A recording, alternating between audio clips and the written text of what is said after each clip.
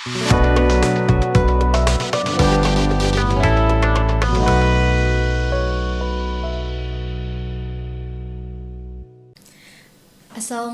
warahmatullahi wabarakatuh. Waalaikumsalam warahmatullahi wabarakatuh. Halo teman pemilih, kembali lagi di podcast KIP Kota Luxemawe, ruang ngobrol santai namun mendalam, tempat kita mengulik hal menarik seputar demokrasi langsung dari balik layar para penyelenggara pemilu. Senang sekali bertemu lagi dengan saya Ulfa, dan hari ini saya masih ditemani nih oleh Bapak Zainal Bakri, salah satu anggota KIP Kota Luxemawe yang mengampun Divisi Perencanaan Data dan Informasi. Kali ini kita akan membahas tema yang berjudul Perempuan Berbincang-Bincang Politik ya Bu, suara dan peran perempuan di KIP Kota Luxemawe. Untuk membahas hal tersebut, kita kedatangan sosok yang luar biasa nih, seorang tokoh perempuan yang aktif di berbagai lini sosial dan keagamaan ya Bu. Beliau adalah Dr. Syarifah Rahmah MA, pekerjaan sebagai dosen ya Bu, dan juga pengurus Balai Syura Kota Luxemawe, sekaligus juga pengurus Forum PSGA Provinsi Aceh, benar ya Bu? Oke, mungkin melalui perannya nih teman pemilih, beliau banyak terlibat dalam kegiatan pemberdayaan perempuan, peningkatan kapasitas masyarakat hingga advokasi sosial berbasis nilai-nilai syariat Islam dan budaya Aceh. Halo Ibu, selamat datang Bu. Selamat datang, cantik. Bagaimana kabarnya Bu? Alhamdulillah baik, masih ada nafas ya. Masih kita Bu, bersyukur pada Allah ya. terus. Iya, gimana Bu? Apa hari ini adalah kesempatan pertama nih Ibu di sini atau sebelumnya udah pernah nih Bu? Kayaknya ini kesempatan pertama ini. Ini reuni juga ini. Reuni ya Bu. Ya, reuni jumpa sama Pak ini ya. Pak Zainal Bakri. Sama kamu juga yang manis. Iya, terima kasih Bu. Ibu merupakan salah satu pengurus balai di Syura Kota Luxemawe. Ya. Bisa ceritakan sedikit Bu, apa sebenarnya peran Balai Syura ini di kehidupan masyarakat khususnya bagi perempuan Bu? Baik. Balai Syura ini kan dia sifatnya simpul. Ya, pusatnya itu di Banda Aceh. Ya.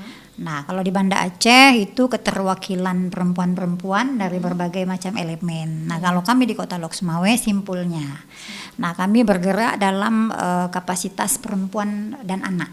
Nah, jadi kalau misalnya ada kerentanan terhadap perempuan, terhadap anak, masalah KDRT, masalah pelecehan seksual, kemudian kekerasan seksual, yang aliansinya terkait dengan isu-isu anak dan perempuan, kami memang penggiat ke arah itu, seperti itu. Tapi untuk pertanggungjawabannya kami memang nggak bisa bekerja seenaknya gitu ya. Kita juga nanti fokusnya ke Banda Aceh, itu pusatnya di sana. Selain di Balai Syura Bu, Ibu juga aktif di Forum PSGA ya Bu, Provinsi Aceh. Boleh ceritakan sedikit Bu, apa itu Forum PSGA dan apa perannya Bu di atau kontribusinya? Dulu kalau di kampus sebelum berdirinya forum ini, saya itu kan ketua PSGA, Pusat Studi Gender dan Anak di IAIN Luxemawe. Nah, kemudian kami diundang ke Banda Aceh. Sampai di Banda Aceh dengan tokoh-tokoh yang berkumpul, kita mendirikan forum PSGA karena masalah anak dan perempuan ini sudah sangat krusial. Maka tercetuslah dibuat forum ini. Nah, walaupun saya pribadi tidak lagi menjadi ketua PSGA, tapi saya secara individu terkait dengan momen-momen isu-isu krusial tadi, kita sering ya, saya pribadi sering diminta untuk sebagai misalnya pemateri atau memberikan pendapat terkait dengan persoalan itu. Jadi sampai hari ini forum itu tetap berdiri. Nah, walaupun di dalamnya itu orang-orang Balai Syura juga.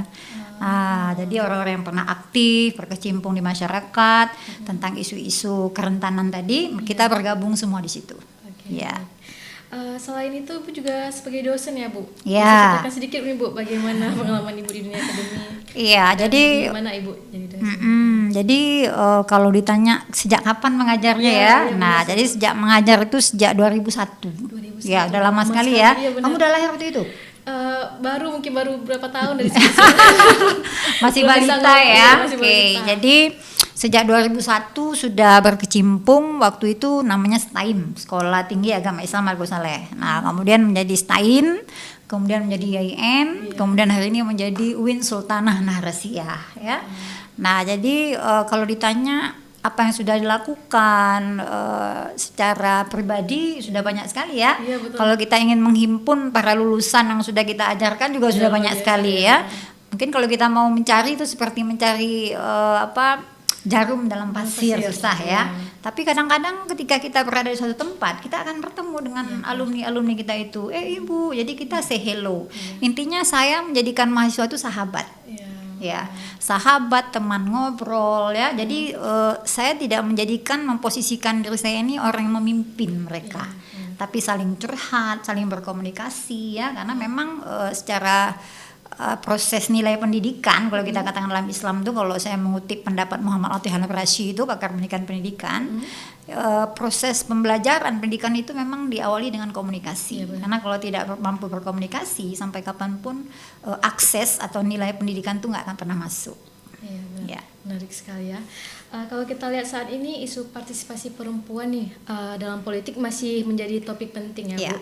Apalagi di daerah seperti Lok Sumawe yang memiliki karakter sosial dan budaya sendiri. Banyak yang bilang perempuan mulai berani tampil nih, tapi sebagian lainnya menilai keterlibatan itu masih sifat simbolis. Kita akan bertanya nih ke Pak Zainal nih. Menurut Bapak, bagaimana pandangan umum masyarakat terhadap keterlibatan perempuan dalam politik saat ini? Ya, kalau untuk konteks Lok Sumawe mungkin masih belum terlalu banyak ya tokoh-tokoh perempuan yang tampil. Tapi kalau misalnya kita katakan tidak ada, itu juga tidak mungkin, karena faktanya ya banyak sekali sekarang tokoh-tokoh perempuan khususnya dalam politik ini yang mereka mulai mendapatkan tempat ya di DPR, DPRK Kota Lok Sumawe. Sudah beberapa pemilu legislatif yang lalu ada beberapa tokoh yang mereka menjadi perwakilan dari partainya masing-masing. Nah, ini bukti bahwa dari hari ke hari itu semakin mendapat kepercayaan dari masyarakat luas ya.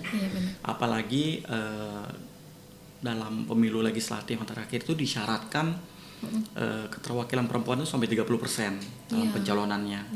Jadi negara juga memberi ruang. Kalau kita lihat di kancah nasional, nah ini sudah semakin berwarna. Ya, banyak sekali menteri, wakil menteri, kemudian lembaga-lembaga besar selevel Pertamina itu dipimpin perempuan ya. Itu sesuatu yang mungkin tidak terlihat di zaman Orde Baru. Ya. Nah, saya pikir mudah-mudahan ke depan peluang dan kepercayaan terhadap tokoh-tokoh perempuan, karena mereka juga punya kapasitas ya. Iya, benar. Punya kapasitas. Ada beberapa di antara mereka justru lebih baik daripada kaum pria secara capability-nya. Iya. Gitu. Oke, terima kasih banyak Pak. Ibu, kalau menurut Ibu nih, apa yang biasanya mendorong perempuan untuk terjun ke dunia politik? Ya, jadi kalau secara pribadi ditanya ya, ini terkait pada masalah kultur budaya ya. Kita kembali ke gender sedikit ya. Iya, benar. Jadi kultur di masyarakat kita itu kan subordinasi laki-laki, patriarki itu kan lebih tinggi dibandingkan perempuan. Sampai hari ini itu masih terjadi. Dan kita tidak bisa menafikan. Kalau kita turun ke restur bawah, kita akan menemukan tetap patriarki itu lebih dominan. Ya. Nah, perempuan lebih cenderung ke dunia domestik. Kalaupun dia ke dunia publik, tapi dunia domestik tidak bisa dia tinggalkan, seperti itu. Nah, konsep ini yang menyebabkan ada sebuah pemikiran bagaimana perempuan ini harus terbangun. Nah, inti terbangun itu kan merubah mindset, cara berpikir. Kalau untuk merubah perempuan, mindsetnya dulu dirubah. Jadi mindset mereka itu sebenarnya itu apa? Kalau hidup dalam dikotomi kultur yang terus merajai, maka mereka nggak akan pernah berkembang. Tapi kalau mindset mereka itu ingin kemajuan, terutama untuk generasi, maka itu akan didapatkan. Nah, kalau kita berbicara masalah patriarki tadi ya, kultur budaya yang berkembang, kita kan selama ini menerima laki-laki itu jadi pemimpin, perempuan itu yang dipimpin. Tapi tidak melihat dalam konteks powernya, kemampuannya. Nah, kalau dilakukan tes tentang kemampuan, maka saya melihat perempuan jauh lebih nilainya lebih bagus dibanding laki-laki kan. Tapi tidak melihat itu. Contohnya nanti akan dikatakan dalam Islam perempuan nggak boleh jadi pemimpin, perempuan begini begitu kan. Nah, seperti kasus di Biren kalau nggak salah, ketika seorang kecil kan perempuan diangkat menjadi perempuan kecil itu kan. Kemudian semua orang aliansi masyarakat hancur, tidak boleh perempuan menjadi geci gitu kan. Nah, bagaimana menjadi menjadi gubernur? Bagaimana kalau mau menjadi bupati seperti itu.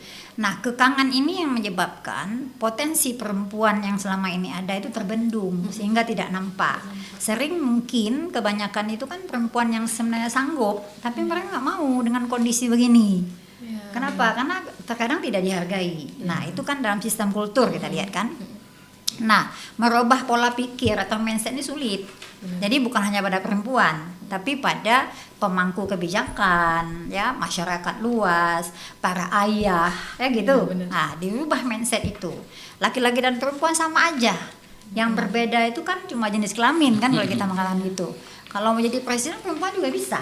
Makanya kalau di luar negeri nggak bicara lagi masalah kultur, nggak bicara lagi masalah jenis kelamin, tapi bicara bagaimana dia tampil ke masyarakat, dia menjadi orang yang memukau seperti itu. Jadi kalau kita bicara kecerdasan itu perempuan ada itu ya. Nah, tapi kalau kita kembali dalam di legislatif misalnya kan, sering kan perempuan itu tidak dilibatkan dalam mengambil kebijakan. Itu kan sering terjadi ya.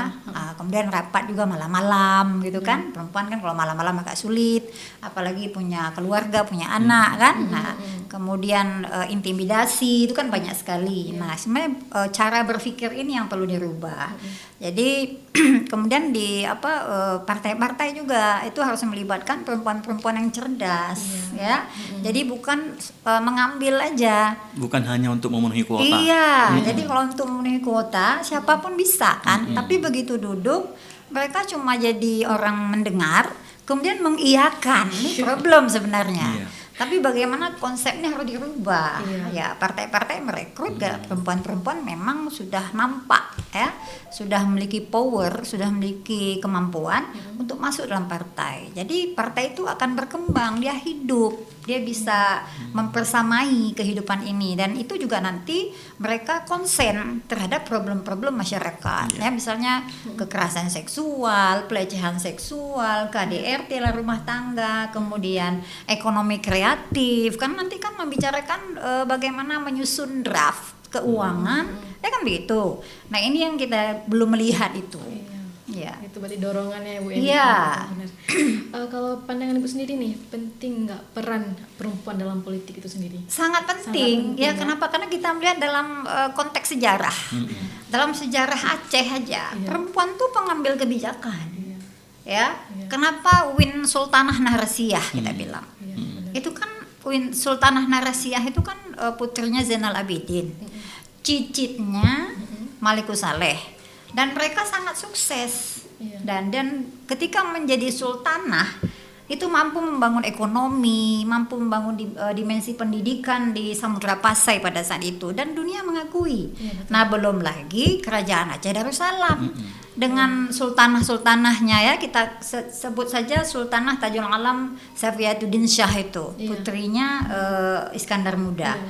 Nah, jadi kalau misalnya dalam sejarah kita katakan, kita mengenal Montesquieu kan. Montesquieu itu Trias Politica. Montesquieu itu baru lahir abad ke-17. Tajul Alam di Darussalam itu sudah lahir abad ke-16, dan dia sudah eksis dengan yang namanya Trias Politica atau pembagian kekuasaan. Jadi kalau orang Aceh kan dia suka tampi beras. Tampi beras itu kan dia lonjong ke depan kan. Nah, itu sistem dibentuk dalam pembagian kekuasaan. Ada negara, parlemen, ada hakim kan. Jadi itu duduk dia. Nah, dan itu diakui oleh sejarah. Nah, kemudian mahkamah syariah sudah ada pada masa itu. Bukan hari ini membicarakan mahkamah syariah. Dan sudah dipraktekkan oleh Iskandar Muda ketika beliau menghukum mati putranya karena terlibat itu ya. Seperti itulah kalau dalam sejarah. Nah, konsep ini harus kita bangun karena perempuan Aceh ini heroik loh. Dia bukan dipingit. Dia punya kemampuan, kematangan berpikir, empati yang cukup tinggi, ingin merespon bagaimana Aceh atau negara ini dibangun begitu. Nah, itu hari ini sudah dimatikan, ya kan? Nah, jadi konsep ini yang bagi perempuan-perempuan Aceh ini perlu tabedeh. Nah, tabedeh, bersemangat, intinya apa? Tidak berbicara masalah kaumnya, tapi berbicara bagaimana membangun generasi penerus laki-laki dan perempuan supaya eksis. Iya benar. Oke, terima kasih banyak Bu. Nih banyak kali Bu, Pak ya pengalaman yang kita belum pernah dengar nih sebelumnya nih. Wawasannya luar biasa. Jadi bergelora kembali nih. Iya. Membangun semangat kita ya Pak ya. Amin. Pak Zainal, bagaimana peran pendidikan politik nih dalam meningkatkan kesadaran dan minat perempuan untuk terlibat aktif di dunia politik, terutama di kalangan generasi muda perempuan Kota Lok Sumawe?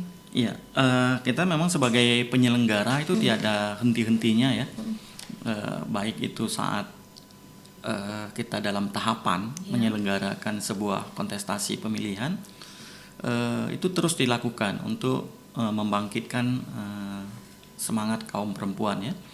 Dan di KIP Lok Sumawe itu bisa dilihat dari banyak agenda kita itu menghadirkan pemilih-pemilih atau komunitas ya, komunitas perempuan untuk bagaimana dia menjadi mitra ya dalam mendorong semakin banyaknya kaum perempuan yang terlibat gitu. Bukan hanya sebagai pemilih gitu, tapi juga untuk mengambil peran penting sebagai peserta dalam kontestasi pemilu dan pemilihan di Lok Sumawe gitu. Seperti itu ya Pak. Oke, baik. Berarti emang udah mulai nih ya Pak, kita selalu memberikan pendidikan politik nih untuk meningkatkan kesadaran. Sangat penting itu pendidikan politik.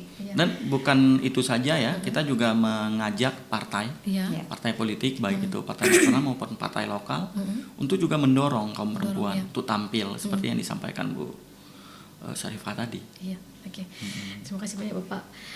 Masih ada nih pandangan bahwa dunia politik itu dunia laki-laki nih yang kita dengar di sekarang ini.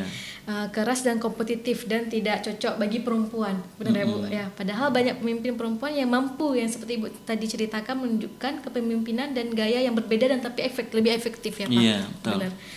Kalau menurut Ibu, bagaimana melihat persepsi ini di masyarakat Lok Sumawe dan apa langkah yang bisa dilakukan untuk mengubahnya? Ya, cara merubahnya merombak mindset ya Bu. Dan kemudian merubah kultur yang sudah mengakar. Dan ini yang paling penting. Dan penanamannya itu gimana sih? Nah, dari generasi muda. Kemudian membuka cakrawala berpikir para laki-laki. Nah, ini perlu adanya pendekatan. Ya, contohnya misalnya KIP ya, dengan partai-partai yang ada itu melakukan pendidikan politik lah ke daerah-daerah, ke wilayah, ke grassroots bawah, memberikan pemahaman bahwasannya kemampuan intelektual itu laki-laki perempuan sama. Ya kan? Kenapa? Karena kultur itu kan sudah membackup kemampuan perempuan itu sehingga mereka apatis, nggak berani, ya. Kalau misalnya ada musrembang di kampung gitu ya, kan ada perempuan ada laki-laki, tapi yang dominan kan laki-laki. Kenapa? Karena mereka nggak berani ngomong, kalau ngomong nanti takut salah. Karena memang kultur membingkai itu. Kalau saya katakan kan kalau kita dalam masyarakat ini kita aja ya, kalau dilihat kok hari ini Ibu kok berani ngomong, dulu kan kita nggak dikasih ngomong gitu kan. Kenapa? Karena itu tadi pendidikan. Pendidikan itu merubah cara berpikir manusia atau seseorang untuk menjadi pribadi yang baru. Jadi bukan sombong, bukan egois, tapi dia menjadi seseorang yang baru gitu. Sehingga dia mampu mengaplikasikan pengetahuannya. Nah, ini yang perlu dibangun dari masyarakat. Jadi pendidikan politik seperti yang dikatakan tadi sangat penting, terutama bagi perempuan, karena mereka nggak paham dunia ini. Jadi kalau misalnya mereka bisa bicara, belum tentu mereka cerdas terhadap apa yang dibicarakan. Nah gitu. Nah laki-laki paling banyak begitu kan, laki-laki juga banyak begitu. Nah jadi untuk mencari perempuan-perempuan yang cerdas bagaimana? Perlu pendekatan sampai ke grassroots bawah. Nah, kemudian perlu bekerja sama juga dengan komunitas-komunitas perempuan yang memang mampu menggalang perempuan-perempuan yang eksis di dalamnya. Itu bisa dikerja sama. Mereka nanti punya calon yang ini. Nah, mungkin kita sedikit keras ya kalau bicara begini. Kemungkinan besar partai ini takut. Ini kan ada ketakutan ya, tanda kutip ya. Kalau nanti ada misalnya kayak saya misalnya gitu kan. Terpilih menjadi anggota DPR legislatif, ini bumerang bagi partai misalnya, ya kan? Kenapa? karena beliau idealis, karena beliau begini-begini. Nah, sementara partainya sendiri tidak menginginkan begitu kan. Nah, ini persoalan yang terjadi. Jadi kalau ingin mencari ya pendidikan politik ke dasar lah seperti itu. Nah, untuk hal itu bisa terjadi, buka cakrawala berpikir masyarakat, ubah mindsetnya. Dunia pendidikan juga harus seperti itu. Nah, jadi jangan katup kepala itu hanya dalam konteks duduk di DPR karena memang ada bangku kosong atau finansial gitu kan, tapi duduk di situ karena memang untuk umat, ya kan? Kita dipilih oleh rakyat, maka kita harus berjalan sesuai dengan amanah rakyat. Ini maaf nih kalau ada yang mendengar yang begini. Oke, teman pemilih, setelah pesan singkat berikut ini kita akan kembali ke pertanyaan berikutnya. Ini banyak kali pertanyaannya ya. Iya.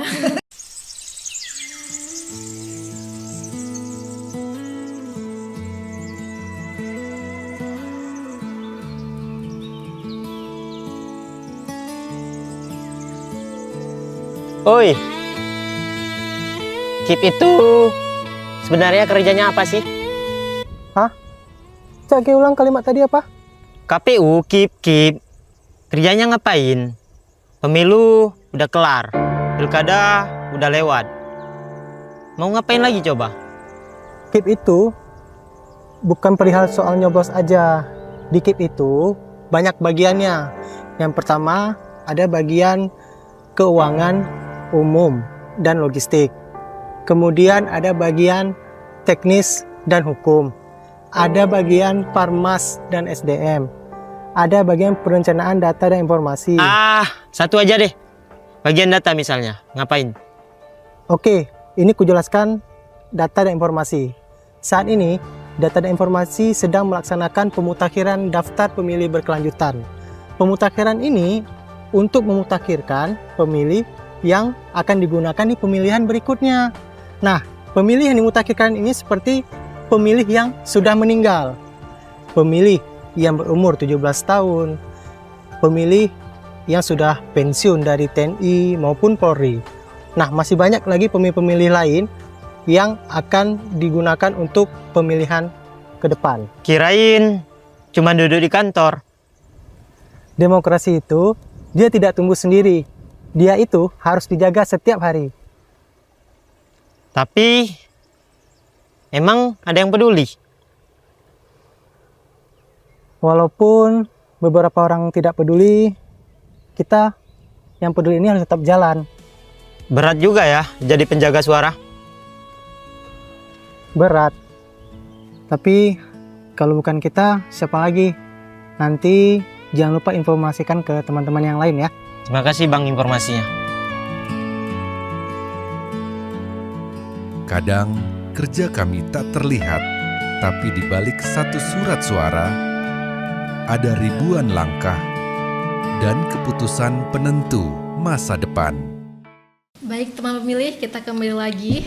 Tadi Ibu Syarifah sudah membuka wawasan kita bahwa kadang perlu diubah bukan hanya sistemnya, tapi pikiran dan mindset seseorang mindset. Ya Bu, tapi juga cara pandang masyarakat terhadap perempuan ya Bu. Ketika perempuan dilihat dari agen perubahan bukan pelengkap, maka dinamika politik akan jauh lebih sehat. Ya benar. Bagaimana Bu tingkat partisipasi perempuan dalam pemilu di Loksmawe, baik sebagai pemilih atau calon legislatif Bu? Ya, kalau melihat jumlah ya kuantitas, kita tidak bicara kualitas.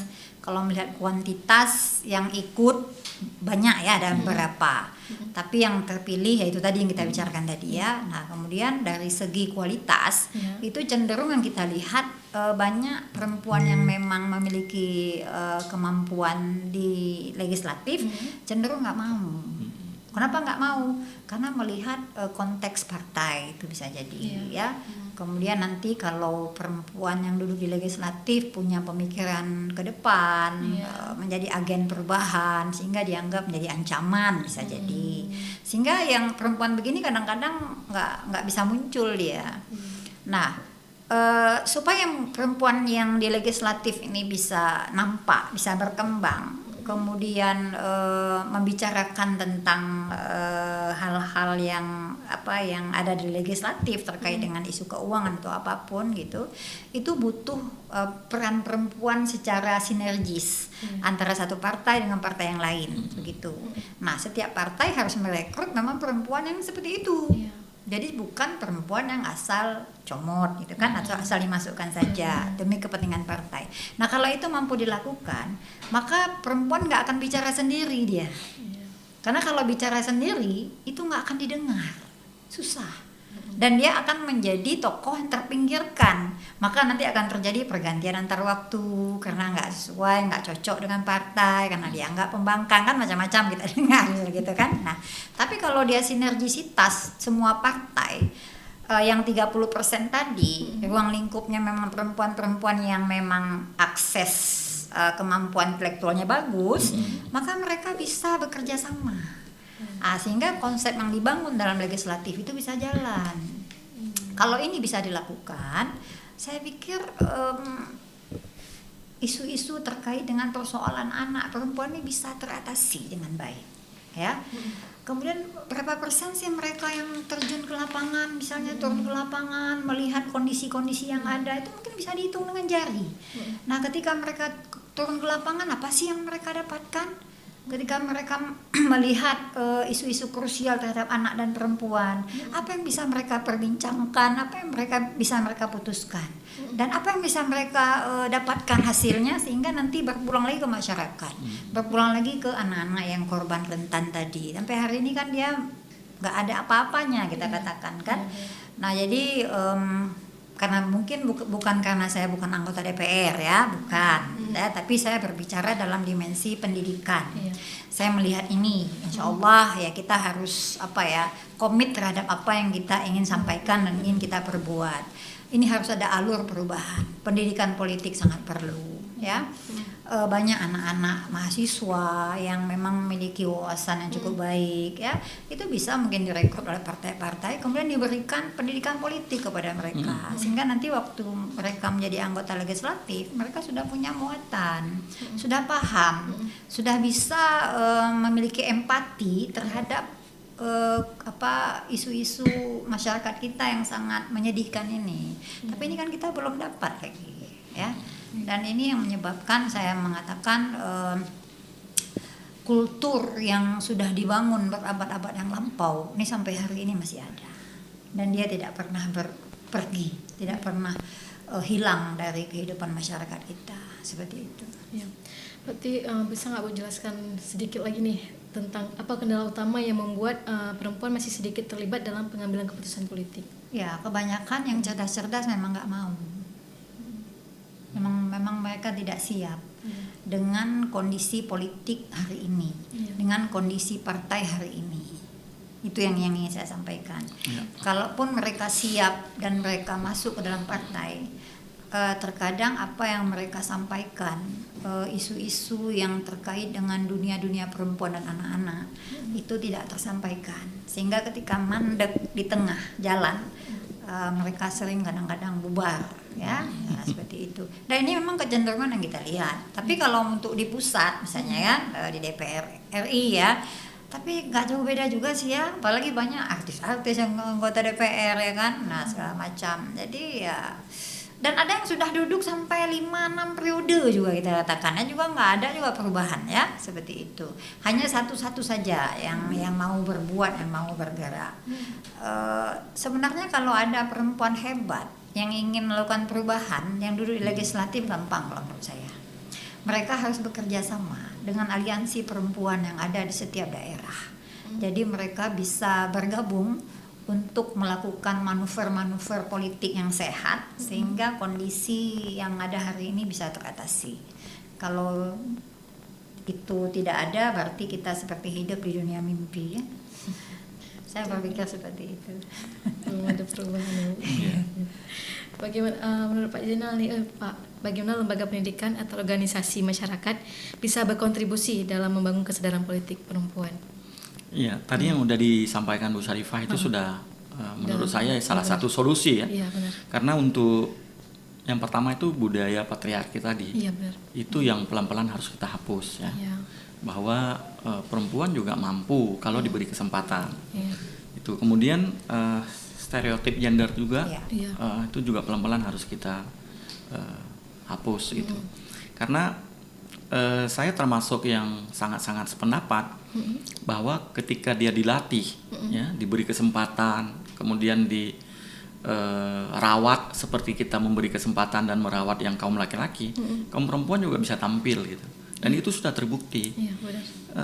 Indonesia kan pernah dipimpin juga presidennya perempuan gitu ya. Kalau di Aceh seperti yang Bu Syarifah sampaikan tadi, bukan hanya laksamana, bukan hanya pemimpin armada, yang menjadi sultanah juga bukan hanya satu kali atau dua orang gitu. Jadi ya itu membuktikan bahwa kalau perempuan dipercayakan, diberi kesempatan, insya Allah bisa. Nah sekarang bagaimana dengan kondisi masyarakat yang saat ini gitu? Mereka siap enggak memberi kesempatan kepada kaum perempuannya? Gitu. Oke, terima kasih banyak Pak. Bu Syarifah, menurut Ibu nih sebagai tokoh perempuan nih di Kota Lok Sumawe, apakah perempuan muda di Kota Lok Sumawe sudah tertarik dengan isu-isu politik atau dan kepemimpinan saat ini, Bu? Ya, kalau dilihat dari yang beberapa pantauan sudah banyak yang tertarik. Sudah banyak ya. Tinggal lagi partainya yang menarik kan gitu. Iya. Nah, jadi mereka harus jeli dalam Iya. menggait, dalam menjaring perempuan-perempuan yang potensial. Iya. Nah, jadi intinya bukan hanya casing ya. Jadi bukan hanya casing, berbedak, baju mahal, tapi juga pada segi intelektual, kemampuan ya, itu paling penting kalau menurut saya. Nah, ini yang perlu jeli oleh partai-partai. Supaya apa? Partai itu kan supaya dia apa ya? Berkembang kan. Kayak kita bilang Partai Golkar. Dari awal dibentuk sampai hari ini tetap eksis walaupun ada gonjang-ganjing kan. Tapi tokoh-tokoh di dalamnya memang orang bagus-bagus. Nah, di partai juga harus seperti itu supaya partainya berkembang, tidak menjadi partai gurem. Intinya 5 tahun berdiri, kemudian 5 tahun kemudian bubar gitu. Jadi kalau udah berdiri ya dirawat, ya libatkanlah perempuan karena pemilih perempuan sangat banyak. Pemilih perempuan sangat banyak. Nah kemudian nanti ditanya kok pemilih perempuan banyak kok nggak milih perempuan kan gitu. Nah ya mungkin track record perempuan yang terlibat di legislatif Yang mungkin dicalonkan itu mungkin ya tidak sesuai ekspektasi masyarakat. Betul, tidak sesuai ekspektasi masyarakat sehingga mereka nggak mau milih gitu. Jadi ini perlu wahana berpikir ini dirubah dulu. Mindset ini memang sangat penting dirubah. Kalau nggak dirubah mindset kita nggak bisa berkembang. Ya kita seperti kata di bawah tempurung. Jadi berbunyi tapi dunia itu kecil. Jadi jangan stagnan lah ya. Buka itu bola itu supaya kita bisa lebih leluasa dalam hidup ini. Begitu. Oke. Berarti dari segi kesempatan maupun dukungan lingkungan, namun semangat dan kepedulian mereka tetap ada ya, Bu? Tapi harus ada dukungan. Satu lagi saya tambahkan. Ini kan sering ketika seseorang ingin mencalonkan diri masuk ke partai, nanti kan ditanya berapa kasih kan gitu. Misalnya kan, nah, berapa sih bisa fee-nya misalnya. Kita nggak bicara masalah fee, tapi kita melihat kemampuan. Nah, jangan berbicara fee karena kalau berbicara fee mereka pasti nggak punya uang, apalagi nanti milih-milih segala macam kan. Nah, kalau perempuan yang eksis banyak loh yang udah berbuat di masyarakat, dari track recordnya aja itu bisa dilihat. Nah, kalau nanti mereka mencalonkan legislatif nggak perlu kampanye, orang langsung milih. Kayak Haji Uma, nggak perlu kampanye, orang langsung milih karena beliau udah turun-turun ke bawah kan, kita bilang kayak gitu, seperti itu. Jadi kalau dia ada berbuat terlibat dengan perempuan-perempuan komunitas segala macam, terlibat dengan masyarakat misalnya, kan orang masyarakat udah lihat itu. Jadi waktu nanti terlibat dalam legislatif jadi calon, tapi pilih tentang ibunya, tega ibunya. Nah kayak Deddy Mulyadi, walaupun dengan konten kan, betul kan? Itu intinya gitulah kita bilang. Jadi ya kita butuh yang tokoh-tokoh begitu, turun ke bawah, empati terhadap masyarakat ya. Jadi bukan seperti piramid terbalik gitu ya. Nah seperti itu. Kita kan banyak tadi Bu bicara dengan tekanan ya Bu. Bagaimana perempuan bisa menghadapi tekanan atau pandangan negatif dari lingkungan sosial saat aktif di politik Bu. Menurut Ibu bagaimana Bu? Ya karena kalau bicara tekanan kan perempuan ini banyak tekanan ya. Tekanan pertama dari isu-isu agama, tekanan kedua dari masyarakat.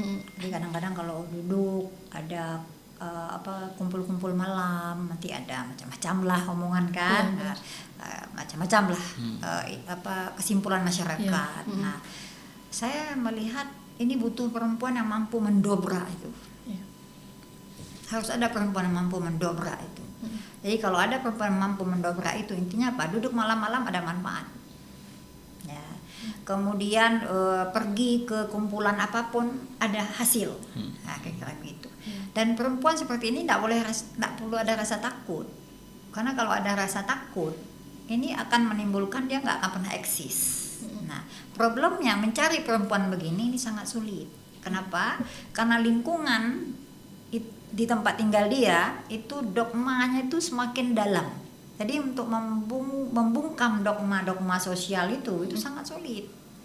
Ini perlu dibangun sebenarnya, perlu dibuka cakrawala berpikir ini. Karena kalau membuka dogma-dogma sosial yang sudah berkecamuk itu yang sudah sangat kental, itu kita harus membuka cakrawala berpikir pemimpin kita dulu. Kemudian tokoh masyarakat, para ulama, para orang tua. Ini harus kita buka dulu. Ada nggak sinergisitas mereka bisa menerima? Kalau nggak bisa menerima akan sulit kalau menurut saya seperti itu. Berarti yang tadi paling sulit Bu ya, kalau menurut Ibu yang paling sulit untuk meyakinkan masyarakat atau meyakinkan diri sendiri untuk tampil di dunia politik itu bagaimana Bu? Kalau untuk kesulitan diri sendiri kan itu yang pertama ya. Kalau tataran perkotaan mungkin Pak Zainal di rumah kan nggak ada lagi problem ya antara anak dan orang tua kan, mereka udah demokratis kan. Tapi kalau di pedesaan masih banyak itu, masih banyak kita melihat itu. Contoh, bapak-bapak udah di kedai kopi, ibu nyuci, jaga warung, pergi ke sawah. Ini kan timpang nih urusannya ini. Dan ini terbentuk. Nah, ketika dia melahirkan generasi, dia mengajarkan lagi kepada anak perempuannya begitu. Itu kan kalau di pedalaman, kalau pedesaan kita lihat. Nanti kalau kita tanya, ibu bahkan Ronyak Semerah, kenapa ibu mencuci baju orang di sawah? Memang udah begitu, kalau enggak nanti nggak makan. Nah, misalnya gitu, kan? Nah, ini yang kita harus membuka peluang ini menjadi lebih real di tengah masyarakat. Ini terutama di daerah pedesaan, di kampung-kampung ini masih banyak sekali. Dan di perkotaan orang-orang miskin tuh, Pak Zainal, saya ceritakan sedikit ya. Kekerasan seksual. Kemudian suami menceraikan istri, suami menikah lagi, alasannya karena istri sudah bau kuh, nggak enak baunya lagi. Ketika kita tanya, apa bapak ada beli wedang untuk istri? Yang ganteng cuma dia. Jadi yang dikasih belanja satu hari 50.000, makan apa? Semuanya harus beres. Dan ini kejadian di masyarakat, ya kan? Kemudian perceraian. Ketika terjadi perceraian, suami nggak mau dia mensubsidi anak. Otomatis jadi kepala keluarga itu istri. Dia menjadi tukang cuci, menjadi apapun itu dia lakukan. Nah, suami menikah lagi selesai. Nah, ini problem kita semua ini. Dan bagaimana mau membangun generasi yang cerdas tadi? Nggak bisa, gizinya aja bagaimana. Jadi mereka merasa, anak-anak ini merasa memang nggak bisa apa-apa. Jadi ini perlu kerja keras kita semua, menyadarkan mereka. Intinya apa? Walaupun Anda single parent, Anda punya anak 3, suami tidak ada, tapi Anda harus semangat. Kenapa? Karena menjadikan generasi cerdas itu kadang-kadang tidak dengan ekonomi, tapi dengan semangat, ketekunan, dan kemauan. Tapi seberapa banyak kita mampu membangun itu? Sementara di tempat lain ada lagi. Ya kan? Nah, ini problem kita semua sebenarnya.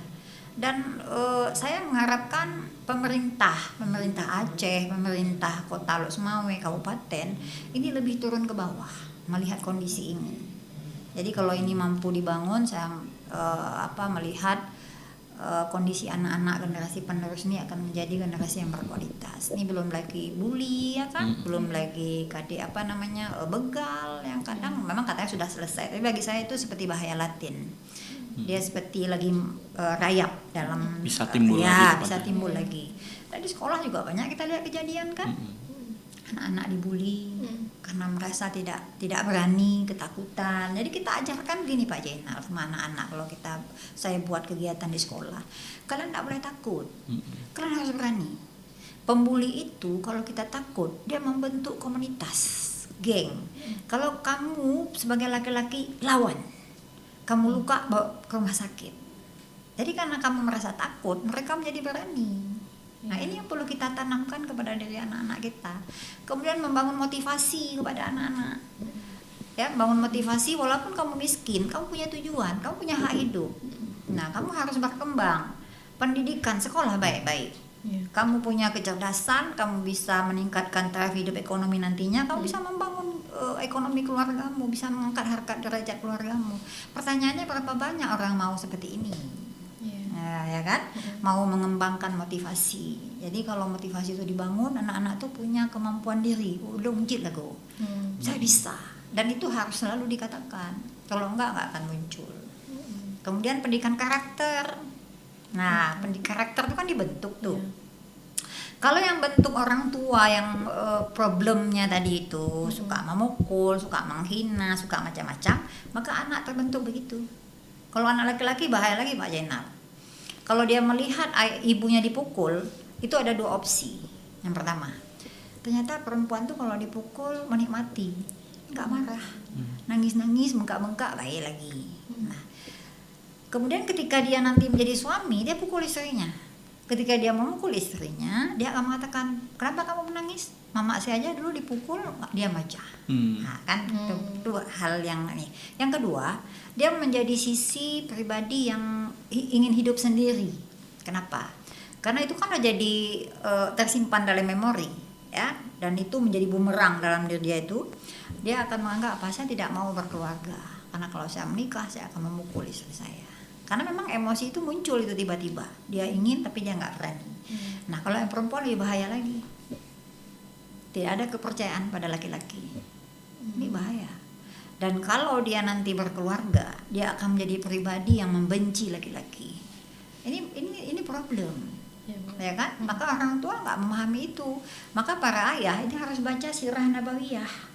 Nah, jadi Sirah Nabawiyah itu kan perjalanan hidup Rasulullah itu. Yang perempuan juga harus baca dari masa kanak-kanak, remaja, kemudian menikah dengan Khadijah, kemudian menikah dengan Aisyah, kemudian menjadi rasul, kemudian menjadi ayah bagi Fatimah Az-Zahra, kan? Kemudian menjadi pemimpin bagi masyarakat, menjadi khalifah dan seterusnya. Coba bayangkan ketika Rasulullah menjadi khalifah, beliau kan meninggalkan putrinya itu kan lama-lama.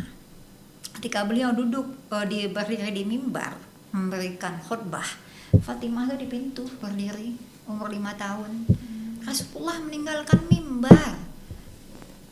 Direngkuhnya Fatimah, digendong-gendong, ciluba, dikecup kening, selesai. Anak umur 5 tahun udah selesai. Nggak sampai 10 menit, nggak sampai 5 menit udah selesai. Itu membuktikan apa? Proses pendidikan psikologi yang sangat dalam ditanamkan oleh Rasulullah. Kenapa? Perempuan itu harus dicintai, bukan disakiti. Dalam dimensi kehidupan, mau dalam rumah tangga, mau dalam dunia global, mau dalam masyarakat, perempuan itu harus dicintai. Kenapa? Karena mendidik perempuan itu jauh lebih sulit dibanding mendidik anak laki-laki. Problemnya lebih banyak. Maka kata Rasulullah, siapa yang menyakiti putriku berarti menyakiti aku. Kan Rasulullah sangat mencintai putrinya. Jadi kita semua kaum ayah cintailah perempuan kan gitu, didik perempuan. Jadi kalau kata Muhammad Atiyah Al-Abrashi, posisi pendidikan perempuan itu 80%, laki-laki sisanya. Kenapa? Karena 24 jam perempuan berkomunikasi dengan anak-anaknya. Kalau perempuan tidak cerdas, dia nggak bisa berkomunikasi dengan anak-anaknya. Dia nggak paham karakter anak-anaknya, sehingga anak-anak menjadi rusak. Kenapa? Karena ayah kan lebih kerja pulang capek kan, ngomong gitu-gitu aja, misalnya gitu kan. Ya nanti ada pertemuan di sekolah misalnya, suruh mama aja, kira-kira begitu, ya kan. Nah, itu apa juga surat Luqmanul Hakim? Bagaimana Luqman mendidik putranya itu menjadi contoh. Asbabun nuzul, sebab turunnya ayat surat Luqman itu harus kita baca. Proses pendidikannya luar biasa itu dengan surat Luqmanul Hakim, ayah yang hebat. Ayah yang sangat luar biasa sehingga putranya itu menjadi sosok yang hebat gitu kan. Nah, jadi peran ayah itu ya 80%, sisanya ibu. Seperti itu. Oke. Terima kasih banyak Bu. Dan buka mata kita semua ya Pak. Ini bukan mata aja. Iya, hati batin terbuka. Karena semuanya dengan kalbu, bukan dengan ini. Kalau pakai ini otak, ini bahaya sekali. Jadi kalau pakai kalbu ada pertimbangan. Kenapa? Kalau saya melakukan ini saya salah, pakai kalbu. Makanya Rasulullah itu pakai kalbu. dia ejek-ejek Yahudi dia pakai dimensi kalbu, ya kan? Iya. Nah maka dimensi kalbu itu sangat dominan dalam menetralisir emosional. Tapi kalau otak dia nggak akan menetralisir emosional. Kenapa? Bu, dibilang untuk ibu gini, pulang ambil parang bacok, ini pakai ini. Tapi kalau pakai ini, Pak betul ya. Kemarin ngomong dengan Bapak Ibu itu baik-baik aja.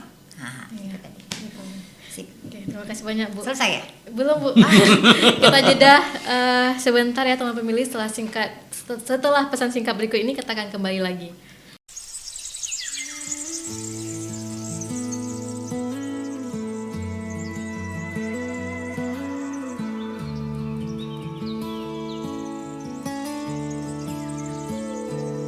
Oi, KIP itu sebenarnya kerjanya apa sih? Hah? Cak, ulang kalimat tadi apa? KPU, KIP. Kerjanya ngapain? Pemilu udah kelar, pilkada udah lewat. Mau ngapain lagi coba? KIP itu bukan perihal soal nyoblos aja. Di KIP itu banyak bagiannya. Yang pertama ada bagian keuangan umum dan logistik. Kemudian ada bagian teknis dan hukum. Ada bagian Parmas dan SDM. Ada bagian perencanaan data dan informasi. Satu aja deh. Bagian data misalnya, ngapain? Oke, ini kujelaskan data dan informasi. Saat ini, data dan informasi sedang melaksanakan pemutakhiran daftar pemilih berkelanjutan. Pemutakhiran ini untuk memutakhirkan pemilih yang akan digunakan di pemilihan berikutnya. Nah, pemilih yang dimutakhirkan ini seperti pemilih yang sudah meninggal, pemilih yang berumur 17 tahun, pemilih yang sudah pensiun dari TNI maupun Polri. Nah, masih banyak lagi pemilih-pemilih lain yang akan digunakan untuk pemilihan ke depan. Kirain cuma duduk di kantor. Demokrasi itu dia tidak tumbuh sendiri. Dia itu harus dijaga setiap hari. Tapi emang ada yang peduli? Walaupun beberapa orang tidak peduli, kita yang peduli ini harus tetap jalan. Berat juga ya jadi penjaga suara. Berat. Tapi kalau bukan kita, siapa lagi? Nanti jangan lupa informasikan ke teman-teman yang lain ya. Terima kasih Bang informasinya. Kadang kerja kami tak terlihat, tapi di balik satu surat suara, ada ribuan langkah dan keputusan penentu masa depan. Baik teman pemilih, kembali lagi bersama saya. Untuk pertanyaan selanjutnya nih kita berikan kepada Pak Zainal. Pak, apa bentuk kegiatan atau pelatihan yang paling efektif untuk memperkuat kapasitas perempuan di bidang politik? Ya, memang semua itu ada strategi ya. Iya. Yang pertama mungkin kita bisa memberikan ruang pendidikan politik yang lebih luas untuk kaum perempuan. Ya. Kalau yang sebelumnya mungkin sudah dilakukan di level tertentu, ini harus diperbesar lagi. Kemudian penguatan jaringan juga. Di kita ini ada banyak lembaga-lembaga pemerhati perempuan, lembaga-lembaga yang concern terhadap pemberdayaan. Nah, itu lebih diajak untuk berkolaborasi. Seperti Bu Syarifah sampaikan tadi, kalau semua fokus pada inti untuk meningkatkan kapasitas perempuan, itu capaiannya bisa lebih cepat. Kemudian terhadap hal-hal yang mengekang itu mungkin perlu difikirkan juga advokasinya, ya bagaimana cara memitigasi supaya perempuan ini bisa keluar dari zona yang tidak nyamannya ke zona yang aman dan nyaman, sehingga mereka lebih berani untuk tampil. Itu menurut saya sih ada 3 itu yang perlu difokus. Oke, terima kasih banyak Bapak. Ibu Syarifah, bagaimana Ibu kolaborasi antara laki-laki dan perempuan bisa mendorong politik yang lebih setara dan inklusif menurut Ibu? Iya, saya kembali ke membangun komunikasi tadi ya. Jadi ada perempuan di lembaga ini, ada laki-laki di lembaga itu. Jadi saling kolaborasi untuk penyatuan visi dan misi. Kalau ini nggak berjalan akan sulit ya. Nah, Dan ini mungkin harus ada pihak yang mediasi, karena kalau untuk menggalang A dengan B akan sulit ya. Contoh mau cari perempuan yang konsen terhadap persoalan perempuan aja kita sulit kan, dan mereka bahkan malas gitu kan. Tapi kalau kolaborasi ini mampu dibangun, pihak KIP misalnya dengan beberapa aliansi perempuan yang memang konsen, itu bisa dibuka itu. Jadi dipertemukan dalam sesi acara apa, misalnya workshop atau seminar ya, pematerinya juga dihadirkan perempuan dan laki-laki bisa disatukan kan gitu. Nah, nanti dicari perimbangan di situ. Atau bisa juga misalnya turun ke grassroots bawah untuk menjaring kapasitas perempuan yang memiliki nilai-nilai tadi itu, sehingga nanti bisa diketahui di kampung A walaupun katanya begini kok ada ya. Nah, kadang-kadang kalau kita turun ke bawah, ke grassroots bawah itu dapat kita, tapi kalau kita nggak turun kita nggak dapat, kita nggak akan ketemu. Karena kenapa? Karena kita hanya lihat di tataran atas saja gitu kan. Nah, ini yang perlu kita buka. Kalau ini mampu kita lakukan, secara otomatis harapan kita akan terwujud. Kalau enggak bisa. Jadi seperti kita makan makanan yang sisa jadi ampas, nilai gizinya cuma segini, masuk kotak, yang banyak cuma sampah. Nah, kira-kira begitu. Kalau kita melihat dari kondisi masyarakat, terutama di daerah Lok Sumawe ini, Bu, masih ada pandangan bahwa politik sering dianggap sebagai ranah yang keras dan lebih dominan oleh laki-laki ya kan, Bu. Namun di sisi lain kita juga melihat semakin banyak perempuan yang mulai berani tampil dan ingin ikut berperan dalam proses pengambilan keputusan. Nah, berbincang tentang hal ini, menurut Ibu apa saja tantangan sosial dan budaya yang biasanya dihadapi perempuan ketika ingin berpartisipasi aktif dalam dunia politik tadi? Ya, kebanyakan itu kan masalah keluarga. Apalagi kebanyakan perempuan kan sudah berkeluarga, kemudian punya anak, tanggung jawab. Emang ibu-ibu ini kalau ninggalin anak berat. Kalau laki-laki gampang kan? Nah, kalau ada ibu, laki-laki pergi aman seperti itu. Nah, kemudian masyarakat sekitar ini juga problem. Nah, kemudian dukungan. Nah, dukungan dari pihak laki-laki. Otomatis saya katakan perempuannya harus didukung. Yang dukung tuh pihak laki-laki. Karena begini, kalau saya bicara tentang perempuan, orang nggak dengar, karena saya perempuan. Tapi kalau Pak Jenderal berbicara tentang perempuan, orang mendengar. Mendengar kenapa? Karena laki-laki yang sangat konsen terhadap isu-isu perempuan. Orang akan, keren ya, ternyata problem perempuan begini. Tapi kalau saya ngomong, kan dia perempuan, pasti terkait dengan perempuan kan. Nah, ini yang perlu dibangun dalam apalagi masyarakat Kota Lok Sumawe, supaya perempuan tidak ragu, tidak ragu untuk berpolitik. Kemampuannya harus tersalurkan. Intelektualnya harus bisa ada tempat, ada posisi, sehingga mereka bisa bersanding dengan laki-laki. Jadi bukan bertanding, tapi bersanding dengan baik. Bertanding juga perlu secara damai dan aman. Ini yang perlu kita bangun. Kalau nggak ada cara lain.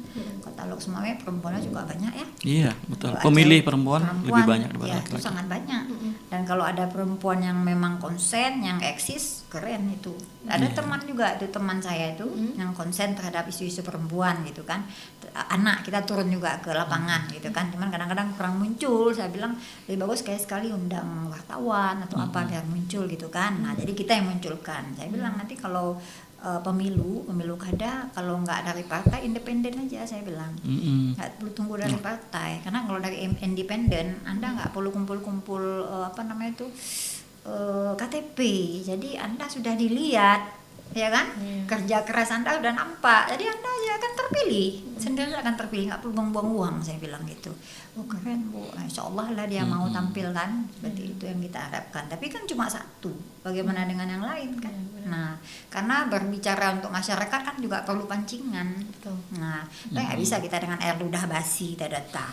Orang nggak mau dia, pasti dia tanya bawa apa, ya kan? Ada perlu apa gitu kan? Nah, jadi dengan ada komunitas yang saling membangun, ya bisa tetean untuk menggolkan perempuan. Jadi sifat-sifat kueng itu juga harus dibuang tuh Pak Jenal ya. Kadang-kadang pada dimensi perempuan sifat kueng itu banyak, betul nggak Bu? Ya kan? Contohnya gini. si A bisa tampil, ada yang nggak suka. Itu sifatku. Makanya kalau kita ikut dalam seminar atau workshop, kita duduk tengah-tengah perempuan, ceritakan macam-macam. Tapi kalau kita duduk tengah laki-laki, ayo bu, coba, ibu keren tuh. Ada motivasi gitu kan. Justru didorong tampil ya, bukan ditarik mundur ya. Betul. Nah, ketika kita tergabung dengan perempuan-perempuan hebat, ini yang perlu kita bangun. Membuka cakrawala berpikir, membunuh sifat-sifat itu tadi. Sehingga yang tampillah perempuan yang hebat. Ya. Nggak usah bicara mendirikan partai lah. Saya yakin partai yang didirikan itu nggak akan pernah lama bertahan. Tapi bicara bagaimana kapasitas dia secara individu, bisa hidup di tengah masyarakat, ada hal yang dia perbuat, dan orang melihat dia kepowerannya tadi, kehebatannya. Ketika dia duduk lempeng aja tuh, mau jadi bupati, mau jadi gubernur pun bisa itu. Nah, ini kayaknya jadi kunci nih Ulfa. Iya benar. Kalau yang saya tangkap dari yang disampaikan Bu Syarifah, jadi bagaimana kita membuka kesadaran kepada masyarakat bahwa sangat penting perempuan itu tampil di dalam politik, karena dia banyak hal yang harus diperjuangkan terhadap kaum perempuan itu sendiri gitu. Walaupun misalnya tadi kalau misalnya laki-laki yang menyampaikan mungkin mudah didengar ya, tapi yang paling memahami persoalan-persoalan perempuan itu pasti dari kaum perempuan sendiri. Nah, bagaimana bisa disuarakan kalau tidak memahami secara konseptual? Nah, makanya itu penting sekali. Saya pikir ini ikhtiar kita bersama ya. Penyelenggara, partai politik, stakeholder dan lain pemerintah juga harus betul-betul fokus untuk membuka kesadaran ini. Gitu. Ya, jadi seperti yang ditulis oleh Ruth Rodet dalam bukunya itu, mawar-mawar yang tumbuh di dunia Islam. Nah, ini menarik. Dan nih. mawar itu tak pernah terlihat. Ini bukan mawar berduri ini. Bukan. Dan mawar-mawar itu tidak pernah terlihat. Kenapa? Karena sudah dibungkam oleh patriarki tadi. Dan Ruth Rodet menulis dalam bukunya, Ruth Rodet itu orang luar negeri, orang Eropa. Kenapa? Karena dia membuat riset, dia melihat banyak sekali perempuan hebat, tapi tidak pernah muncul. Karena dibungkam oleh patriarki. Iya benar. Oke, Masya Allah sekali ya. Pandangan Ini luar kayak biasa. kita kuliah 4 SKS ini. Benar. Tapi sangat masuk ya Pak. Menyentuh menyentuh. Makanya harus dengan hati. Dengan ini. Oke. Pak Zainal, jika bisa memberi satu pesan nih kepada pemerintah atau masyarakat tentang pentingnya politik perempuan, apa yang ingin Bapak sampaikan? Saya ingin mengatakan bahwa segala sesuatu itu harus diciptakan. Ya, ini meminjam yang disampaikan Bu Syarifah tadi. Jadi jangan ketika kita sudah dekat atau sudah masuk tahapan, baru kita mencoba menemui komunitas perempuan. Dari awal sekarang kita coba create ya. Program-program yang menjangkau secara mendalam ke level grassroots, bagaimana kemudian itu menjadi stimulan yang meningkatkan daya minat kaum perempuan dalam dunia politik. Nah, itu bisa dilakukan kalau kita kompak ya, bukan hanya menjadi tanggung jawab penyelenggara, juga menjadi tanggung jawab pemerintah, partai politik, elemen sipil ya, pemerhati dan kaum-kaum yang selama ini concern dalam memerdekakan perempuan. Ayo kita mulai gitu. Iya benar. Jadi jangan dari sekarang udah bisa dari dimulai sekarang ya. Jangan ibaratnya saat kita mau berangkat baru cari tiket ya. Gitu. Ya oke. Terima kasih banyak Pak Zainal. Sebagai penutup nih Bu, banyak perempuan di luar sana terutama di Loksmawe yang sebenarnya punya semangat tinggi nih, tapi masih merasa ragu untuk tampil dan takut dianggap tidak pantas atau gagal nih Bu. Apa pesan Ibu untuk perempuan-perempuan di Loksmawe agar mereka lebih percaya diri nih Bu dan berani mengambil peran dalam dunia politik? Ya, sebelumnya saya mau mengungkapkan sebuah ungkapan. Perempuan itu adalah produktif, bukan bahan kreatif, dan dia bisa menghasilkan kreasi. Itu perempuan. Nah, untuk membangun yang Anda tanyakan tadi, awalilah dengan kalimat tadi. Dia produktif, dia akan menghasilkan kreasi, tapi dia bukan dikreasikan. Demikian. Oke, terima kasih banyak Bu. Atau ada pesan lain Bu yang ingin disampaikan Bu, misalnya kayak untuk mengangkat semangat mereka Bu nih? Ya bagaimana Bu? Ya, untuk harus kerjasama. Ada pihak-pihak yang bisa menyelenggarakan tentang politik praktis, tentang bagaimana membangun pemikiran berpolitik. Itu bisa diawali dari anak-anak SD misalnya ya. Itu diberikan pemahaman dulu. Pemahaman dini. Iya, pemahaman dini sampai nanti mereka ketika sudah mampu, alur berpikir sudah pas, itu baru dimantapkan. Jadi intinya mereka sudah dari awal sudah beranjak untuk mendapatkan asupan gizi pemikiran terkait dengan politik itu sebenarnya sehat. Politik itu bukan baku hantam. Politik itu bukan perseteruan antara si A, si B, si C atau lembaga.